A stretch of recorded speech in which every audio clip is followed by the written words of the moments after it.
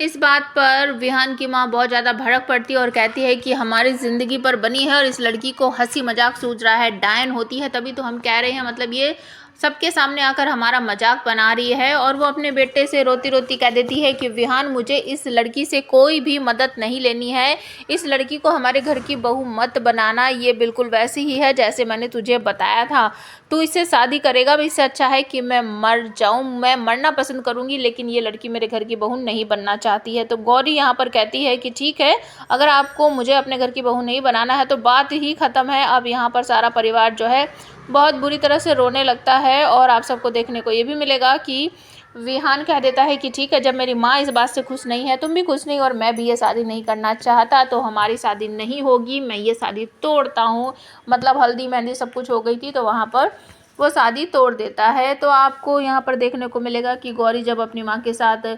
घर जाती है, रास्ते में उसकी माँ उसे बहुत सारी बातें याद दिलाती है कि शायद तू भूल गई है, अगर तेरी शादी टूट गई तो हमारे साथ क्या क्या होगा, यहाँ तक कि तेरी छोटी बहन के लिए कोई अच्छा रिश्ता नहीं आएगा। और जैसे ही वो अपने घर के आसपास पहुँचते हैं तो वहाँ के लोग भी कहने लगते हैं, भगवान, इन जैसी औरतों का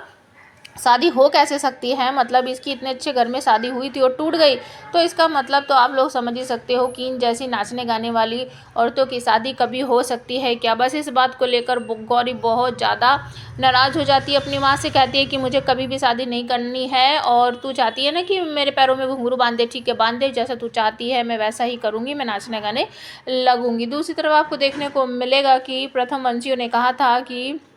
एक पर्टिकुलर उन्होंने डेट बताई थी, समय बताया था कि अगर ये समय टल गया ठीक ठाक तो आपके घर में से कोई भी अनहोनी नहीं होगी, किसी की मौत नहीं होगी, लेकिन घर के बाहर सर्प मणि की जोत जलानी पड़ेगी, अगर वो हमेशा जलती रही तो कोई भी नुकसान नहीं होगा। और सर्प मणि सिर्फ एक ही है जो कि विहान की ब्रेसलेट में है। तो विहान उसका बलिदान करता है, अपने भाइयों को कहता है कि ठीक है मैं ये जोत जलाऊंगा, और वो ब्रेसलेट निकाल कर उसमें से सर्प मणि निकाल कर अपनी दादी को दे देता है कि ठीक है दादी आप इससे जोत जला दो। लेकिन वहाँ पर आपको देखने को मिलेगा कि गौरी अचानक से आती हुई नजर आती है और वो बहुत सारी बातें बोलकर उस जोत को बुझा देती है, लेकिन अगले ही पल आपको देखने को मिलेगा कि वो गौरी नहीं थी, वो डायन थी, गौरी का रूप बदल कर आई थी, गौरी का वेश बदल कर आई थी। और आप सबको देखने को मिलेगा कि विहान की माँ तो ठीक हो जाती है, लेकिन विहान का छोटा भाई अर्जुन जो है उसकी जान पर बनाती है, वो अचानक से हवा में उड़ने लगता है और बिल्कुल ऊपर की तरफ जाने लगता है। तो विहान और उसका भाई